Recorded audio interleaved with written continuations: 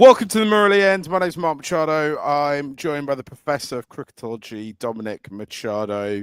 I have just about calmed down after our emphatic win on Sunday. It's time now to turn our attention to the next stop on the road to the World Cup, which is the Asia Cup in the UAE. Firstly, apologies for being late to this.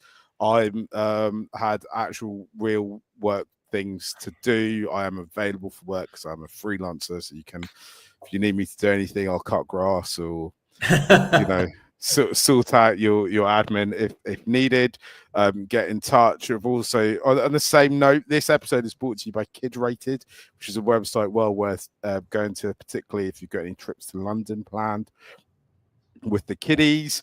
It talks about, it just rates various things from a child's perspective, various events and attractions in the UK from a kid's perspective. They'll be spreading out across the world imminently.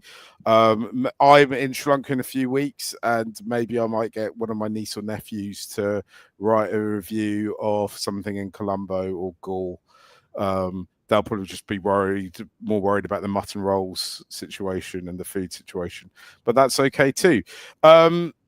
Guys, thank you for joining us. If you haven't done so already, please hit the subscribe. Please hit the like. Of course, leave your comments. I think the kind of opening question's got to be, how is Sri Lanka going to win this? How do Sri Lanka win the Asia Cup? Dom, you've been looking into this. What is your kind of ideas? I think we saw the formula on, I'm trying to think of what day it was. It was Sunday. Sunday, especially on the batting side of things. I think we're going to rely on those openers, Patis, Crystal Mendes, and Patham Nissanka, to get us quick early runs in the power play. And then, and I think this is what it's all going to hinge on, if we can get some consistent scores from numbers 3 to 8, we stand a chance against almost anybody in that Asia Cup. That's what's been holding us back.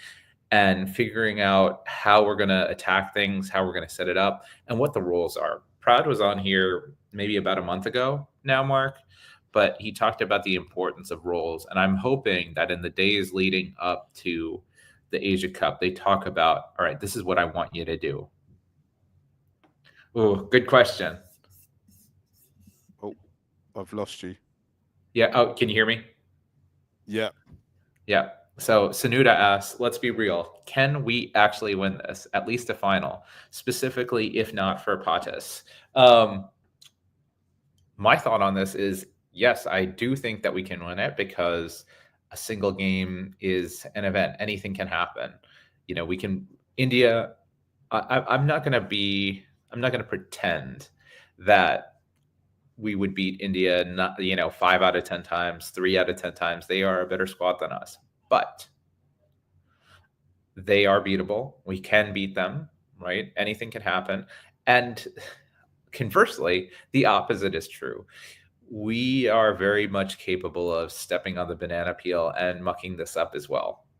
So what that requires from us is to reduce the amount of mental errors that we're making and to play just good cricket. The talent is there. The potential is there. I think that if you look at Pakistan, you look at Afghanistan, you look at Bangladesh and Sri Lanka, I think they're all very close sides, and it's going to be determined by who plays the best on the day and whose players deliver in the crunch moments, right? We can analyze this all we want on paper, but basically it's going to be decided on the field, and it's going to be tight. Mark, your thoughts on this? So I've had my mic fell out. Sanuda just sent another message, and he said, yeah, that's the thing. Even in 2022, we were nowhere near of winning it. But guess what? Do you know what the thing is, right? And I've been doing not a lot. I've done a couple of other shows previewing Sri Lanka's chances for this. You can just never write Sri Lanka out, right, Dom? We're big game players. We're big game people. It's not just the matches, right? We perform well under pressure. That's what happens on the island of Sri Lanka. Pressure creates gems. Every single gemstone that is available, apart from diamonds, can get at Sri Lanka, because we do well under pressure. We won't crack underneath it. This is what we live for. This is the moments that we love, right? Yeah, we have been inconsistent in terms of T20s coming into this tournament, right? Last 6, won 3, lost 3. Coming into it, but I think you look at this squad and you kind of think there's a little bit of everything, right? Maybe some people will say there's no left arm seamer. That's the only thing. We do have a left arm seamer. We have Benura, right? Oh, of course. Sorry. I think we should pull up the. Speaking of which, we should actually pull up the squad, right, and take a look. Yeah. Let's have a look. This is the squad going, because there's been a couple of changes. I'll take the ticker off as well. Hold on. Charatha Sri Lanka, Patam Nasanka, Kusil Mendes, Kusil Pereira, Lewindu Fernando, Kamindu Mendes, Janith Liyanage, Kamal Mishra, Dasun Sharnika, Wanindu Hasaranga, Janith Liyanage, Charmaka Karunaratna, Mahesh Dikshana, Dishmanta Chamira, Benura Fernando, Nuwan Dishra, Matisha Patharana. I mean, you look at that squad, Dom, and if I was the opposition, I'd consider not even turning up some days. I'd be like, nah, man, these guys. You look at it and you're like, firstly, we've got the best looking team, definitely. No doubt. We've got the best hair. We've got the coolest clothes. I'm not sure what other clothes other teams have, but we've definitely got cooler clothes than they do. We have some awesome retro kit. We've got the vibes, and I think that win in Zimbabwe, regardless of what you think about Zimbabwe as a cricket team, whether you think they're good or bad, I think they're going to be getting on that plane from Harare to Dubai, and feeling good about themselves, and I think that's really important. I think, you know, I feel, that India team's good. Afghanistan have some great players. Bangladesh, of course, has issues recently. Pakistan can never be written out, because, you know, they have a long history of performing well in big moments. But I think at this point we haven't played a game. We control our own destiny. We are masters of our own destiny, and that is an important thing to be aware of. We know, I can tell you what's going to happen, right? We're going to start horribly, and then we're going to figure out a way into it, and then it's all going to be good in the end. It will all come good. We can't start horribly. Where our first game's against Bangladesh, that puts a lot of pressure on that Afghanistan match. It would be, in the ideal scenario, this is a team, Bangladesh, that we know super well. We should show up prepared and ready to go against them, right? That to me is absolutely essential. And winning that match gives us a little bit of breathing room. If you can beat Bangladesh and beat Hong Kong and hope then that Afghanistan beats Bangladesh, you're through before you have to even play Afghanistan. And I think that's going to be big. I think we have some advantages. We have, outside of India, the best openers in the tournament, and they're consistent. They're excellent. They're capable of providing big starts. We've got a tremendously varied bowling attack with all sorts of options throughout our batting order as well. And it comes down to, if Patham and Kusal are going to get those good starts, can that middle order convert and turn those starts into big finishes? And if they can do that, they can beat anybody. Now, that's the big question. Mark, what did you make of Janith Liyanage? So I actually don't think this is a bad inclusion, right? I think so we know that the big weakness of our side, when you look at our team and what we could do, it is basically middle order runs, right? Mm-hmm. Liyanage has never let us down in ODI cricket. He seems to be a competent cricketer. He's also, I think, transitioning from kind of finding his feet in international cricket into actually in ODI cricket starting to kind of win us games and be important. I think he kind of merits a run at it. I kind of feel, actually, the thing about the Asia Cup is the closer you get to it, the more important the tournament it feels. So we all know how important the World Cup is, right? That for us is the thing we all want. We all want the World Cup. The Asia Cup is always talked about as a kind of warm up to the World Cup. until you get there. Then suddenly, when it starts, it becomes it like rightfully so. Don't misunderstand me. It's the biggest thing in the world, and then suddenly this win now comes into it, right? Mm-hmm. And so because of that, and I get that thinking. I understand it. I'm not always about the what do we do to win now, but the Asia Cup's important. Momentum going into World Cup is absolutely massive, right? This is the place to get the momentum. This is where, I've been talking about the road to the World Cup, but my road to the World Cup starts the minute we get knocked out of the previous one, right? Because I way overthink these things and spend too much time thinking about it. But really, like Saturday is the beginning, right? All the others is everything else. The last two series is the prelude to the beginning. This is the pressure. This is the sort of build up, and this is the real. I think the things that are coming up, we're all we should be fine tuning, not chopping and changing. I do want to say with the inclusion of Janith Liyanage, and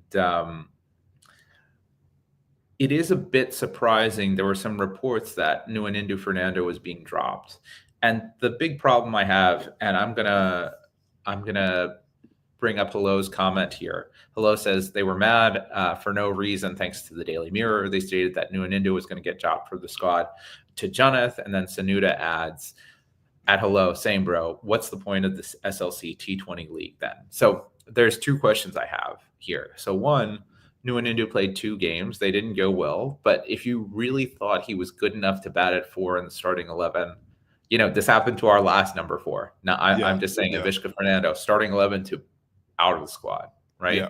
And it's okay to be skeptical, I think, of his selection. But you got to give him time. 2 matches where he was right in the middle of things is not enough to tell us if he's a good player or not. You got to keep him around. And then the second part of that is that SLC carried another batter with them to Zimbabwe. They carried Vishen Halambage, who did not get a game. Fair enough, right? Young guy, still transitioning. So what did Janith Liyanage transition into professional cricket? That word means something else now. It's a loaded political word, Dom. You should state that. People might get oh my gosh, you won't believe what the Marillion guy said about talking about transitioning. Okay. Yeah. Okay. I got it. But I think what has Janith Liyanage done to show that he deserves the T20 spot ahead of Vishen Halambage? Dom, I'll stop you there. You're at risk of trying to suggest there's logic behind some of our picks. But that's what I'm saying. Cricket. There is no. Don't expect logic. Don't expect any sort of roadmap. Our job as people who talk about it on the internet is basically to try and kind of figure out what the logic is, but don't expect logic to come from. I can tell you what the logic is. The logic is simple. Oh, he's a good batter in ODIs. He'll probably be fine in T20s. That's the logic. I don't even think that's logic. I think they've seen something somewhere at some game at some point. Could be anything, and.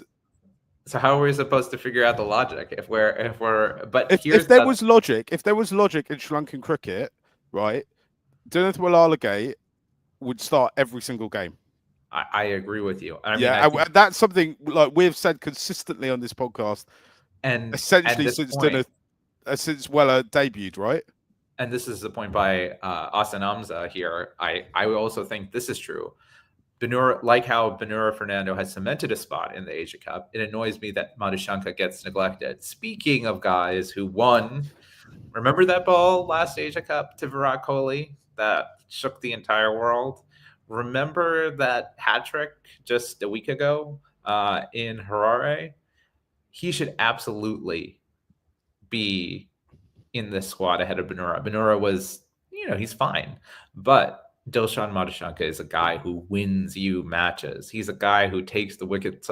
Do I have to name all the scalps he had in the last World Cup? Steve Smith, Virat Kohli, Rohit Sharma, every big fish you can imagine, he had him. He should absolutely be in the squad.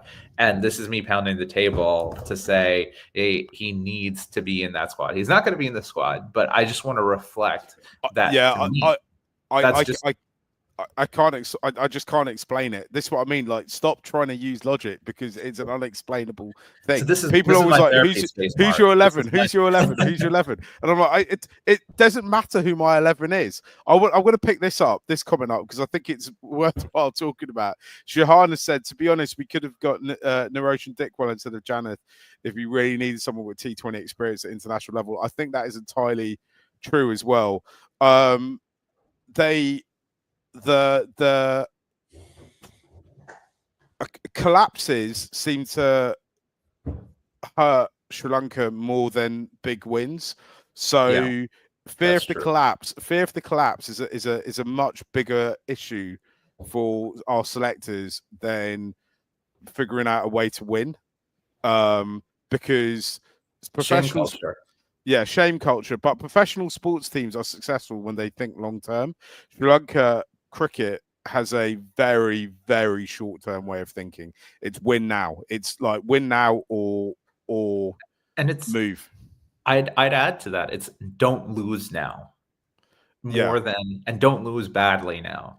Yeah. You know, you think about England as it prepared for that 2019 World Cup. There were times where they got skittled out for 120 playing the brand of cricket they wanted to play. And in the long run, it led to a World Cup, and they lost games in that World Cup. They lost to us in that World Cup. Yeah, but they always lose to us in the World Cup. They always lose to us. But that being said, you know, they played a certain way and they believed in that. And that's what I want to see. I think you can see bits of it. Like, I think Patham and Kusal have a way they want to play and play it no matter what. But what we want is the rest of the squad to get on that same schedule. So, Mark, I'm going to push you. You said you can't predict an 11.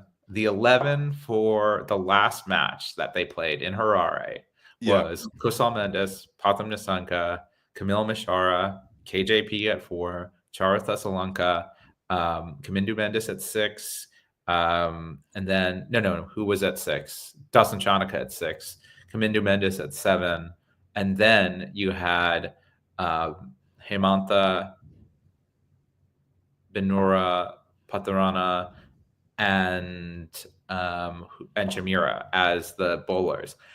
Do you see any changes to that 11? Have we had an update on Wani's fitness? I was Googling around about this. Anyone in the chat who knows, right? Somebody watching in Sri Lanka, so somebody watching must know Wani. Someone just like send him a WhatsApp and be like, "Hey, bro, are you fit to play on Saturday?" See what he says. Because I think Wani's definitely straight in. I'd imagine in the UAE they'll want to go with Deeks as well. So I think that those two are coming in, which means Samantha gets dropped, and one of the bowlers. I mean, so I don't know which of the other bowlers they would drop, but I mean, it's got to be not Shamira. They're not dropping Shamira after. Yeah. And then I think if you bring in like in my mind, you basically have to and my mind is off in a different planet because I'm already planning my Asia Cup celebrations. It's different to what the selectors think, but in my mind, and I said this the other day on the live shows, you have to play a slinger. If there's a slinger available, they've got to play. Yeah. Right. So Tushara, I'd say, or Patarana, one of them has to play. Yeah. I think if they are unsure about the pitch, they really should play both of them and play Deekshana and Hasaranga. I think and Shamira, right? That should be what the attack should be. Here's the other thing, though, is that the good thing is we will see 4 matches before we will have, like, we're the last team to play their first match. So we can accumulate data and hopefully we will actually use it to see what is the best conditions, right? All those kind of things. I think you can have Benura and Deekshana in the field together. I'm sorry. Benura might be one of the, he's a good bowler, but as a fielder, not there. We've seen what Deekshana sometimes does in the field. Again, I know he's worked very hard on it, but I don't think you can have both of them. And I want to raise the point that against Bangladesh and actually against Afghanistan, I think that Wella should play those games. There is some serious weaknesses among those batters against slow left arm bowling. So unless you plan to use Kamindu Mendes heavily, Wella is someone who should fit right into that squad. So Lytton Das, very weak against slow left arm bowling. Jakar Ali, weak against slow left arm bowling. Shamim Hossain, weak against slow left arm bowling. So to my mind, one guy you should consider is bringing Wella into the squad. And I wonder whether you might play three spinners in some of these venues and then have, you can have, I don't think they'll move Wella up the order, but you can have Wella and Hasaranga as kind of all-rounders, and then you have Chamira, Dikshana, and one of the slingers. I wouldn't be surprised, but I think that's great. I think you're spot on with that, and that's great analysis. And that every little bit of data suggests that Janith Liyanage solves about 3 problems for Sri Lanka when he plays. Firstly, he's a better fielder than most of our team. Yeah.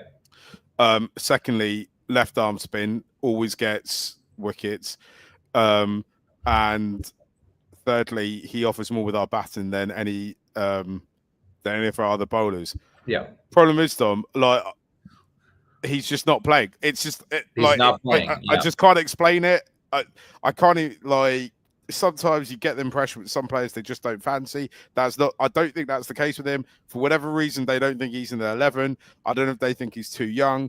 The only at some stage, probably, like, I'd say sooner rather than later, he will end up playing the IPL and he'll be a superstar in the IPL. And then I'll have to go, and me and you will go on other podcasts and people be like, why doesn't Janith Liyanage play for Sri Lanka? And I'll be like, and we'll I say cannot he's explain Ravi this. Jadeja reincarnated. Yeah. All right, cannot explain this. Should we go through this? Yeah. Mate has put his 11 in, which is one Patton. So I'll read it in the order that I assume he intends them to bat in.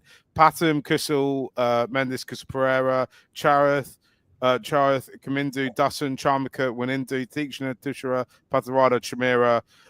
Then he said, what about this 11, Mark? Float one in Charmika earlier if wickets fall. So I think actually I'll put that back on. Yeah, I think that's an interesting 11. I suspect Sri Lanka, the vibe is pick and culture, pick and form.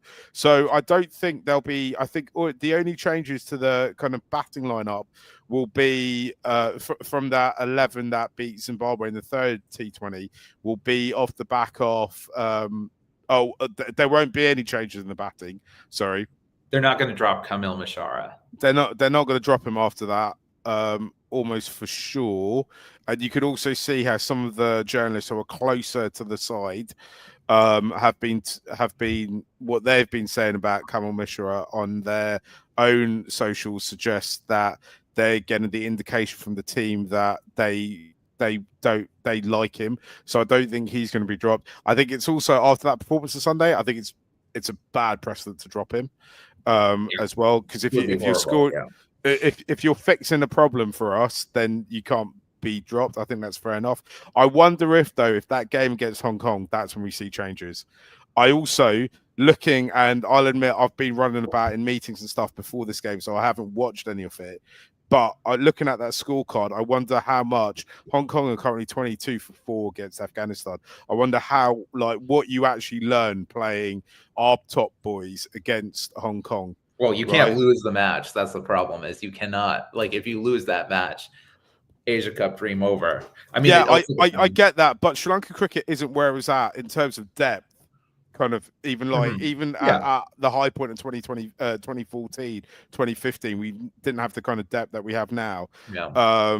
So I think that's what we got to kind of take into consideration. That I feel if I was running it, I would be probably, on Friday when I announced 11, I'd have a meeting with every single player individually in the squad, and I'd be like, right, you're not playing this game, but you're going to be playing against Hong Kong, right? because I think you should, if you're a coach, you should be able to sit in front of every single player in your squad and explain to them why they are not playing, right? And they should be ready to go. There was an interesting comment that came in earlier, which I thought was worth you looking at. Where was it?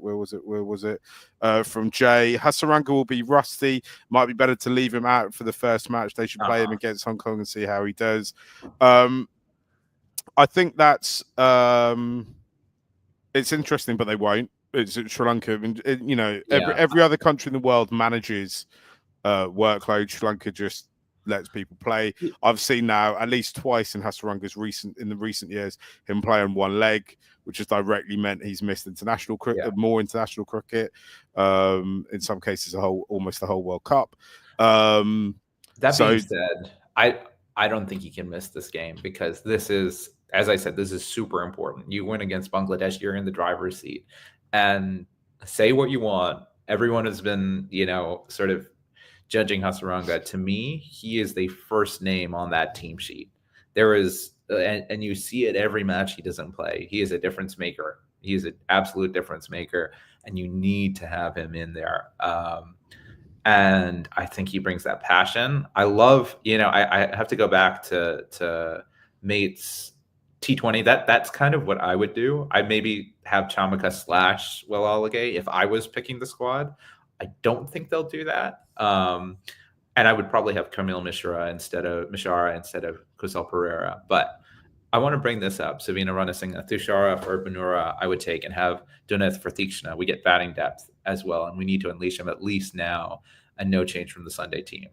I think so. Thushara for Banura, I think makes sense because Thushara bowls the opening overs, and we need an opening bowler, gives us some flexibility. I generally don't like dropping Thikshna, but the chances that they play both Thikshna and Will Alagay are small, and I think Wella probably deserves a go. And I think the good thing, as you said, Mark, is that this is a squad that has a little bit of everything, and you can imagine a lot of different 11s from this squad that would be balanced and have certain strengths and weaknesses. What it's going to hinge on is can our squad figure out what is needed against these teams? What are the best matchups? Okay. And then the other thing that they need to figure out is how they get these middle order players to score. I was going to say one thing to be on the lookout for Bangladesh is Mehdi Hassan has caused us some problems. Both Charith and Kamindu struggle a bit against off spin, right? And they've gotten out to Mehdi Hassan. So I think one thing that's key, right? If we keep the same batting lineup, 3 through 7, right? I think 3 through 7, 3 through 6 are all left-handed batters. So we are susceptible to matchup issues. So it's going to be important for one of Kusal or Patham to get a big one and bat through, because one, they can bat against off spin, and two, they'll provide help. So that's one thing to be on the lookout for, is that Mehdi Hassan versus our left-handed batters is going to be something that decides that match. I love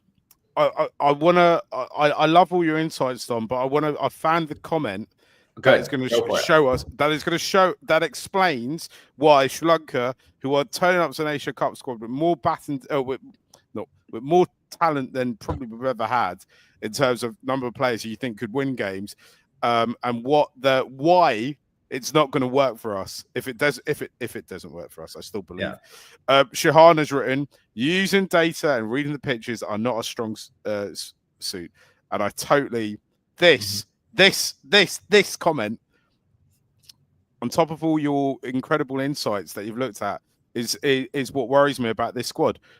That there is, like, as I said at the beginning, we've got a little bit of everything. We're too stuck, I think, in trying to almost produce the perfect performance for all 40 overs of a game. And actually, you've got to, 40 over, 20 over cricket is still a lot of cricket. And it's not what happens when things go right, it's what happens when things go wrong. If you go back, we are, contrary to what other popular podcasts might have suggested, we are the current Asia Cup T20 champions. And if you go back to that final, we boxed clever in that final. We were brilliant in it. We rebuilt, and when things got tough, we were able to stay in the game. Right? If you look at that, that's what the best teams do. And I feel for me, Sri Lanka's always looking for the perfect performance. We know if Pattis don't score runs, there's problems, right? If Pattis don't score runs, it should be that's fine, that's okay. Our number 3, our number 4, our number 5, our number 6, our number 7 could all kind of make up for that. We've got to kind of try and stay in the fight. We've got to use the data as well as we can. Our current data analyst is Jahan Mubarak. Absolutely lovely guy, brilliant cricketer, lovely guy to talk about. I have no idea where his background and statistics is, though. Manipulating data is a difficult and terrible thing. I know what you're thinking, Dominic. You're thinking, yeah, but we are Sri Lankan. We are naturally good at maths. I'm not sure we're that good at maths naturally. Yeah. That we can all just become data analysts. It's a totally different discipline. It's a science. It's not. It's a different science. So I'm a little bit worried about what our data work is, and I'm a little bit worried about because now we're seeing a consistent trend, which in my mind goes all the way back to that game which you took your young children to in New York, just up the road from where I am, against South Africa, where we just totally misread that pitch.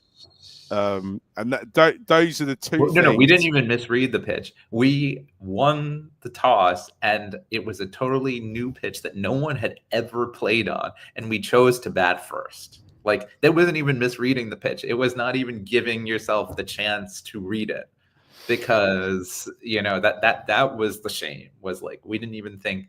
We thought we were smarter than everyone else, and just to kind of underscore your point, Mark, about how the importance of analysts. So when India won its World Cup in 2024, it had an analyst named Himanish Ganju, who is a physics PhD, who on his side job did all the number crunching. And like, when I've been digging up this data, I've been using his app to go figure out, like, what are the batting matchups? What are these things? Like, they had someone who was on the cutting edge and thinking about all these things from ball to ball and giving them all this input.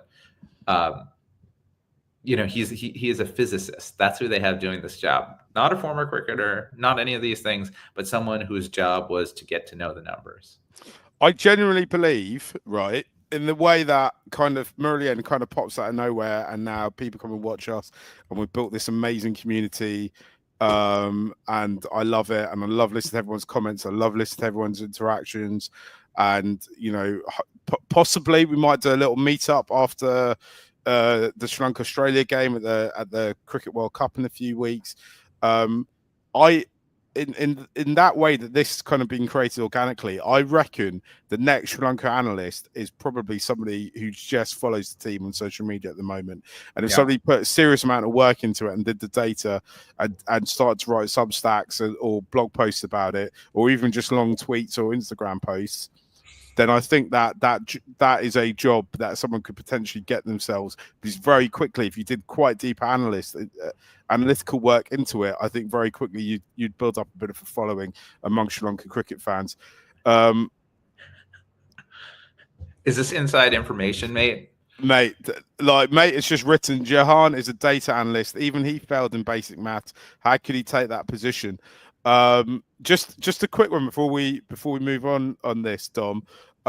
This show will be available as a podcast. I had a few issues with the audio after the show, after the final T20 against Zimbabwe. There's a few technical issues. I think the internet was drunk or doesn't work on Sunday or something. I'll try and get that out as a podcast as well today at some point. Sorry, I've been quite busy. If you've got to this stage and you've got to leave, that's fine. Go. I'll make it available in a couple of hours. Shall we talk a little bit about the players who aren't there? Because Hassan has said, so no Ishan Malinga, no Madhushankar, no VS, no Pavan Ratnayaka. I think the first thing we should say, and I briefly touched upon this, it's amazing the amount of players that we think are good enough to play international cricket. And I'm not saying none of those players are. They all are. They've, at least the three of those players have done it, as in had good performances at the highest level that aren't in the squad. And Sri Lanka have never had this strength and depth, particularly around our bowling prowess, right?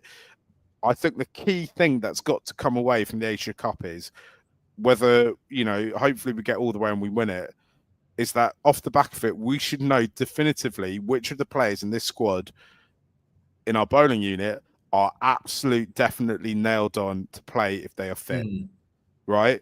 I still think that there is question marks over some of the seam attack, right?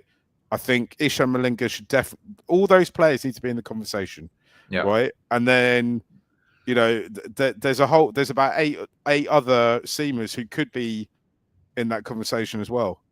And Mark, we have 6 months to the World Cup. That is an eternity in Sri Lankan cricket. We cannot,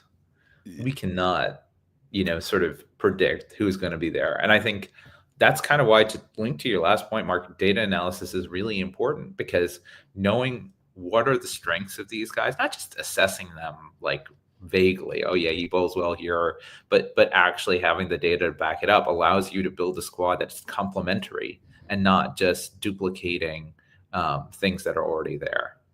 Sanuda's written an interesting point. Nana Jahan is a really good analyst. Is like, you see, I think I'm slightly worried that there's a slight confusion between what the job of the data scientist is and what the job of trying to figure out a way for us to win cricket games. That's what I think the confusion might be. I think Johan Mubarak might be an incredible cricket brain and know how to win games, but is he able to manipulate the data to go, this is the weakness of the opposition, this is how you beat India, this is the ball that you need to bowl to India in the 6th over, we need this player.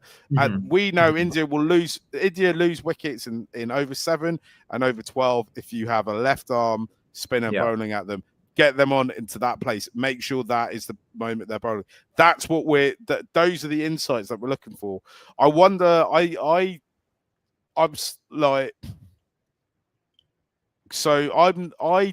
don't think Sri Lanka lacks cricket brains, but I think we can almost overthink it, right? So the greatest overthinking recently has been the decision to bat first in New York, right, on a brand new pitch. It was like Sri Lanka have been successful in periods of when we've managed to innovate in the game, right? And I think there's a chance that we start to overthink things and trying to look for innovations which aren't necessarily there. And I think often that happens around the toss and what we're doing when we win the toss. So yeah, that's my kind of concerns about Shahar Mubarak. I'm sure he's. I know because other people have told me he's an incredible cricket mind. But is he able to manipulate the data in the right way? That is quite a specialist job for looking at patterns. That is a total maths play, right? Because it's not just right. Kissel Mendes has a weakness against spin, right? Which is actually it's a great fallacy, right? We know this. We know that actually spinners get him out when he's in, and they get him out because he mishits. So actually, he doesn't have a weakness against spin. It's making sure if Kissel Mendes gets in, then chuck a spinner at him, and also be aware that that spinner might go for runs, and that's how you're going to get him out. Kissel Mendes does not have a weakness against spin, so it's looking beyond the data because you have to look beyond the headline headline numbers. So Mark, I'm just looking at the stadiums. I'm looking at some of the stadium data quickly. So in matches at Abu Dhabi over the last 3 years, actually I should probably go back one more year, the team batting second has won 80% of the time. I'll take it back one more year. To see if that adds some things. While you're doing that, I'm just going to handle this comment. Asan has said, a small suggestion, Mark and Dom, maybe after the first game against Bangladesh, we should open a Twitter space so we can voice our opinion. So what we do, if you're just finding us, is after the game, we do our interactive reaction shows. So it'll be on YouTube and hopefully Facebook. There's a couple of issues connecting up with Facebook and the software we use. Hopefully that'll be sorted by Saturday. And we will give you guys the opportunity, as we did after the last few games, to just come on screen with us and chat to us. If you want to put your camera off, then you're more than welcome to. It's a bit difficult for us to tee that up technically with Twitter. With a Twitter space. There is if we get more followers on Twitter, then I will get us a paid account, and then we can stream on Twitter as well. Stream the videos live on Twitter as well. But yeah, come if you haven't done so already. I love it. That's like my favorite thing is all the fans getting together. And I'll tell you why. Because when I was a kid, everyone else in my school supported basically the other sides. There was a few Sri Lankan kids, and there was just no conversation around it. I grew up in London, and I grew up listening to TalkSport the whole time. Asana's asked if you can swear. Only if we lose. But bad language is actually almost encouraged. Encouraged. Just know that Dominic's mum always watches, so we don't want Auntie Anne's ears. You don't want to get on her bad side. Yeah. I grew up in London, where at the time we had TalkSport, and then we had a local football radio station as well, Capital Gold, and I was just obsessed by football phone-ins, and my dream was a Sri Lankan kind of interactive phone-in, Sri Lankan cricket interactive phone-in, and that's what we now have. So I love it. So yeah, come on, please tell us all your thoughts and whatever. I think maybe what we should do before every game, Dom, is have a Sri Lankan interactive prayer circle where people can come in from multi-faith, that you can come in and say a prayer, and maybe we can get some monks involved, Buddhist and Catholic, and get a Hindu priest involved, get an imam to come on and do a little prayer, and make sure that all the bad juju has left the squad. Have our own Pirith ceremony. Yeah. That's what we eventually we might progress onto, a pre-match interactive prayer circle. This is a good question. I saw some comments about this. Can we all agree to the fact that Pathis is the best opening partnership ever in Sri Lanka? In T20 cricket, I think that's not even a question. I think they are the best opening pair that we've ever had. Did Dilshan and Mahela ever open in T20? They did, but I don't think they were as good. Not as consistently as good. So also actually, Jay has just read the best names of Sanath and Dilshan. So the thing I was going to say is the data is kind of, there's two issues with the data on this. Is that T20 cricket has evolved quite dramatically. T20 cricket evolves a lot. Very quickly. And actually the game that Sanath played, because he only played, I think, till 2010, 2011, maybe, is totally different to the game that's played now and the expectations now.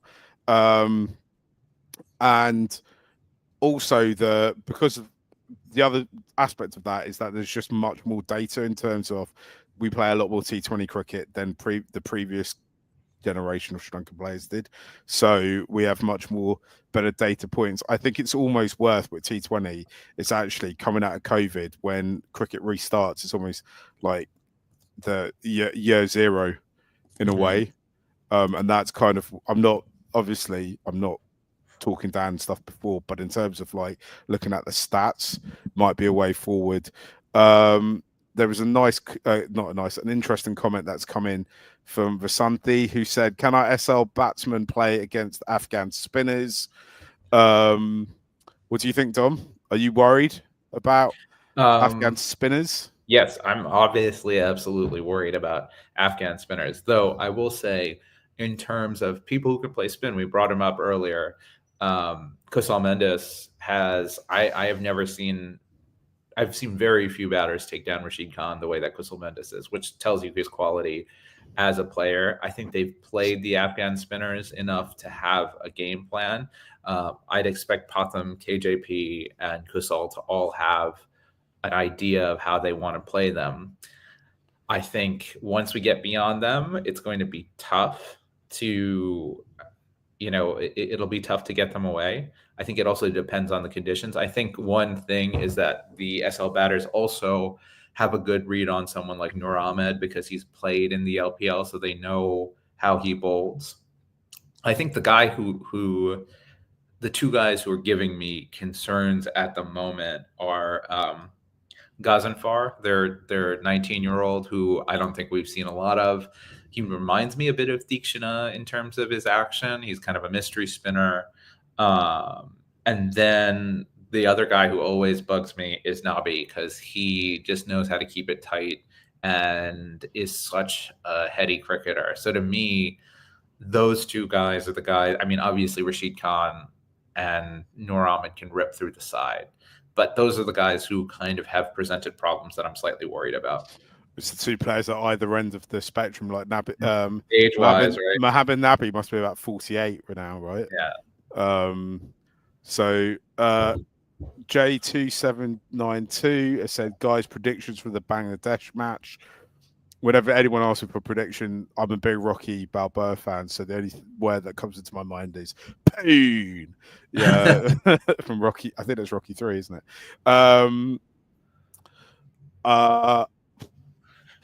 The Bangladesh game has become a bit more open in recent years, isn't it? This is the correct answer. It's either going to be Heart Attack City or Not Even Jesus Can Save Us. I think that is the apt description here.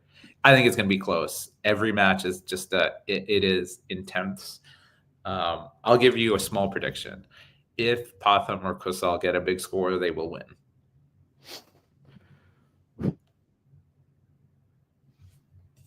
I think it all comes down to the toss. Okay. All right.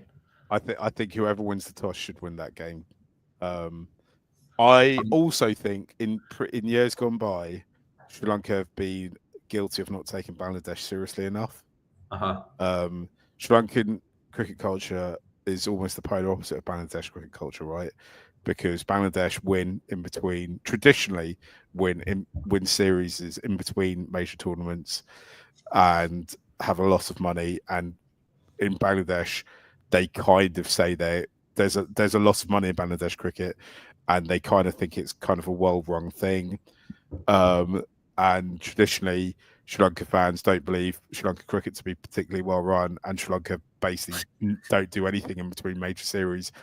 I wonder actually if now, when we go into this, it's been a little while since we beat Bangladesh in a game that mattered. Last two World Cups. Yeah. So, Mark, I'm going to ask you. Take the pitch out of the equation. Do you prefer us chasing or batting first? Chasing, always chasing. I think we're much stronger as a bowling unit than we are batting. Much more consistent as a bowling unit than we are as batters. And I think chasing, even at this point, I would much rather Sri Lanka had to chase a big score. Yeah. And I would have said this before Wednesday, before this the third Zimbabwe game as well. Yeah. I think Sri Lanka. I started to think this against when we lost quite dramatically against South Africa at the last ODI World Cup, when I was like, Sri Lanka chasing the big score seems to me a better place to be than having to bat first, because I think the reality is we're really misreading pitches and conditions, and because of that. We're really struggling to figure out what's a good score. I do think the thing I've been looking at quite closely during the games is what is our dot ball percentage. Yeah. And I do think that, that there's people in SLC are trying to figure this out as well, because our dot ball percentage is getting better. It was never going to be something that was going to change overnight. It's a technical issue, right?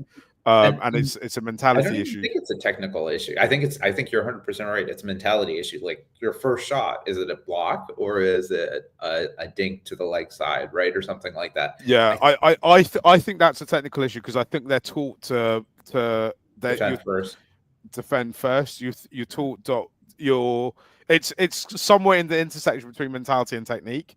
That's why I think it's a technical issue, but they are clearly working on it.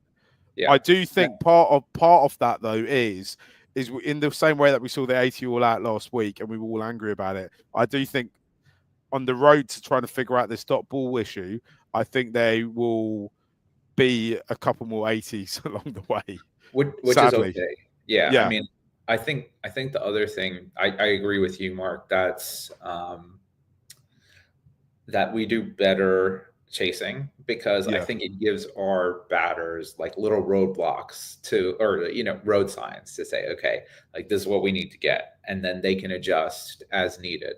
Whereas if you're setting first, I think the dial, the Sri Lankan dial, is that if you are going after something like from the start, you're going to be more conservative. Like you always hear this on pitch reports. Like Russell Arnold will come on and he'll say, okay, this is a 160 par pitch, but it's really a 180 or 190. So I think we tend to read more conservatively.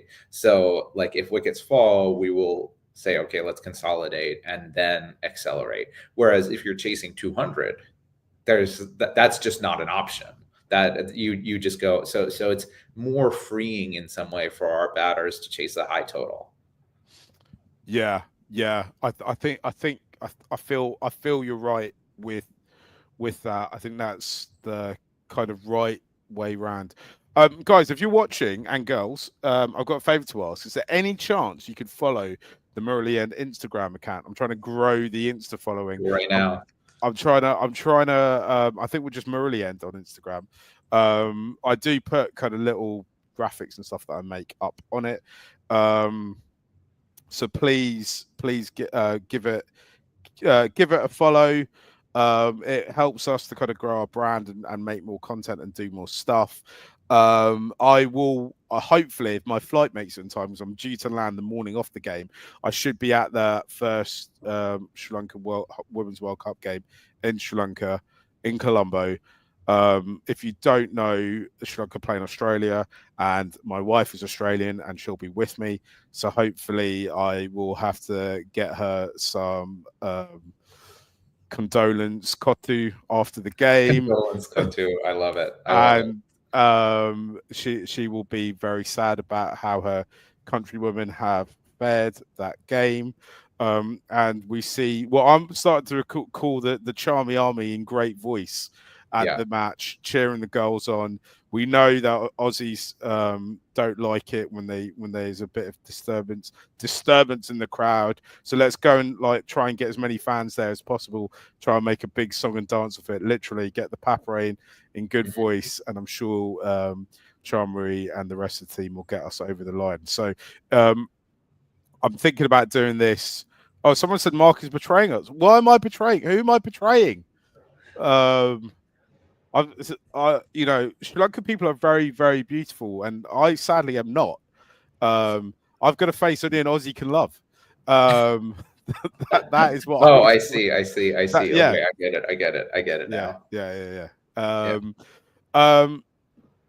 Oh, do you want to put another comment up? Yeah, I was going to say, Savina, this is just a sort of grab bag here, but Savina says Charth needs to work on his rotation of strike, like he defends with a straight bat, tries not to get a single on either side and get the game moving. I forget whether I tweeted it or I sent it to the group.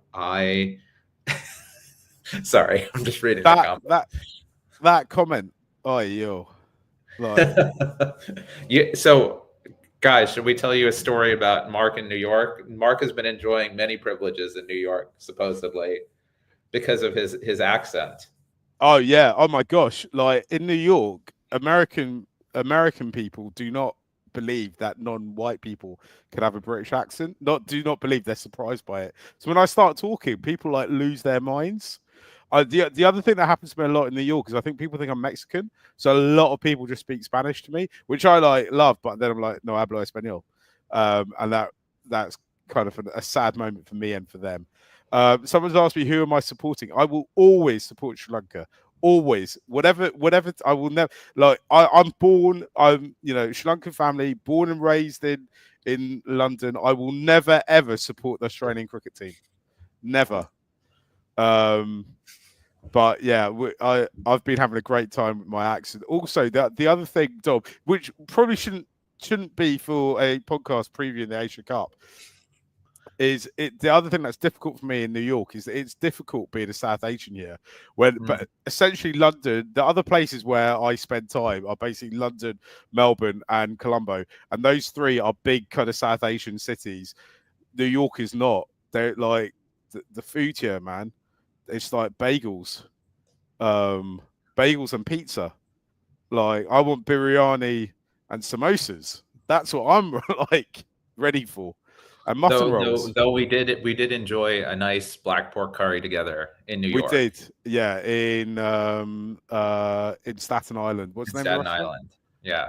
La Corona. La Corona. Yeah, great place. Staten Island's a great place for Sri Lankans as well. Yeah. There's a number of Sri Lankan joints there. It's good. Dom, should we wrap this up? Because we have so someone's asked another question. How about bodegas, Mark? Heard they serve a mad chopped cheese. So actually, like the Mexican food here is quite good, but I think the Mexican food's good. The kind of East Asian food's really good as well. So in obviously in Colombo and in London and in Melbourne, where my wife was from, there is lots of Sri Lankan, Indian, Pakistani, Bangladeshi, Nepali food if you wanted it everywhere. And Mark, the important thing we have to point out is made for brown people. Yeah, that's the problem with American. There are South Asian options. They're just made for white people. Yeah. Now we're gonna get canceled. Sorry, Mark. Yeah. Oh my God, Morelia is gonna be canceled. Yeah, it's just massively toned down. So you go and have a biryani, and you're like, oh man, I think you just served me the boiled rice with bits of chicken or lamb mixed into it. Like, what's wrong here, bro? And they're like, no, this is spicy. And then if I turn up with my wife, they see her face, and they're just like, the spice is gone. And I'm like, I need spice, man. It's really sad. Guys, there's the trick. If you ever come to the US, when you say spicy, you have to preface it with multiple spices. You have to say very. So you have to say very, very, very spicy. And then they get you're serious, and they will actually give you the real thing. The one good thing about the Sri Lankan restaurant that we went to is, yes, they did tone down the spice level, but they had kochi there for you to spice it up if you wanted. Someone has said, do you think Charmaka should get a game? Wait, I'm here. I thought I'm here to talk about the cricket. We are here to talk about the cricket. I just wanted to spare a moment to understand the bland landscape that I'm currently living in. Don't worry. Do not fear for me. I'm back to London on Sunday, and I'll be back in Sri Lanka. Pray for Dom. But Dom's been here a lot longer than me. So what's your favorite biryani spot in New York City? The best biryani I've had here is in Sema, which I'm really lucky to live a couple of blocks away. It recently got voted the #1 restaurant in New York. It's a South Indian restaurant. It's really, if you're into Sri Lankan food, because some South Indian restaurants I like. Machado's a Bharatha's, right? So we do eat like our kind of natural Bharatha cuisine is very South Indian inspired, but there's a scale of South Indian food for me between really Sri Lankan or kind of South Indian. Sema, and I'm not sure where the chef's from. I think it might be Kerala, but it's a very eclectic view of Indian food. Which one of us did a very good job with the biryani. It is a bit pricey, but I was so desperate. I was like, take my money, take all of it. Also, it can be difficult to get a table there, but my advice is go at 5:30 or go at 9:30 and get a walk-in, which I think Dominic's sister told us about, actually. Sorry, there's another. We've got into food recommendations. Asana said, guys, if you're at Colombo, go have the crab kotu at Ranika's Hotel. You're welcome, lads. Asan, I'm there in a couple of weeks. Hit me up. Let's go together. I'd love that. There's nothing better for it. I hope we can eat with our hands, and no one will look at us funny over there. Because in New York, when you're eating your biryani with your hands, people are like, what the hell's wrong with this guy? And actually, that became a whole political thing that we don't need to go into. My son got pulled up at school for eating with his hands. What did he say? He said his response was, people all over Asia eat using their hands. It should be okay for me. Yeah, good. He knows. He knows. He knows. He knows. Send us your best food recommendations in the comments. This is just a few minutes of indulging me. I've been on the go since about 7 o'clock this morning. You must be hungry. You're gonna go. I'm starving. Yeah. Asana said, "Man, I'm in Turkey, but I'd love to come. I'll be there in spirit. I'd love to know whereabouts in Turkey you are." I went on holiday to Turkey last year, and some of the food I had in Istanbul was absolutely incredible. Istanbul is an incredible place to eat. Also, you can go to really nice, fancy restaurants for not much money. Like there's the Michelin star places there are really good. Someone said, yeah, he's in Istanbul. It's wicked. Istanbul is an amazing city. It's great. I was a bit like the thing that I want to go to and do in Turkey is go and watch football. I don't know how much you know about Turkish football, Dom, but they are so passionate over there. There's loads of big clubs in Turkey, in Istanbul, Galatasaray, Fenerbahce, Besiktas. I'm a Liverpool fan, and we had one of our biggest ever moments. The Miracle of Istanbul happened in 2005. It was incredible. Someone's said, Murali Food End. You might not know this, but I have dabbled in a bit of food content in the past. If you go check my Instagram. This is the winner for the best screen name, Cut to Cartel. Oh, that is a win. Have you been to Cricket Club Cafe? No, we have not. I have not.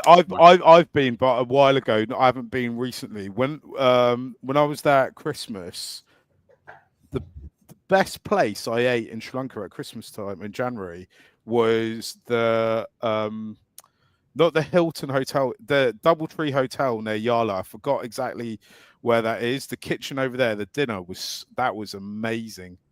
That was the best kotu I think I've ever had was there. I can't remember where the hotel where it is, but the DoubleTree Hotel near Yala,